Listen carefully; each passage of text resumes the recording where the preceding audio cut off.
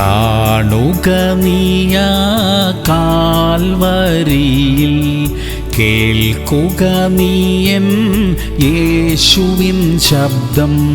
മുള്ളിൻ കിരീടം ശിരസിൽ ചൂടി, രക്തം മുഴുവൻ വാർന്നവനായി.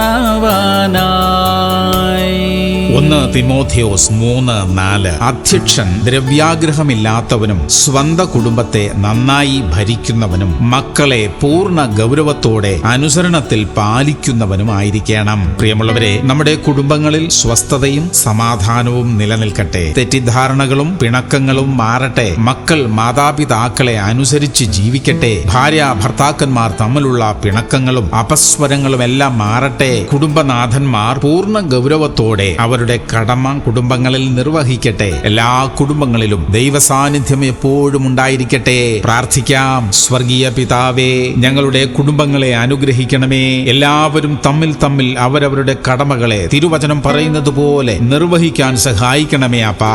യേശു ക്രിസ്തുവിന്റെ നാമത്തിൽ തന്നെ. ആമേൻ, ആമേൻ, ആമേൻ.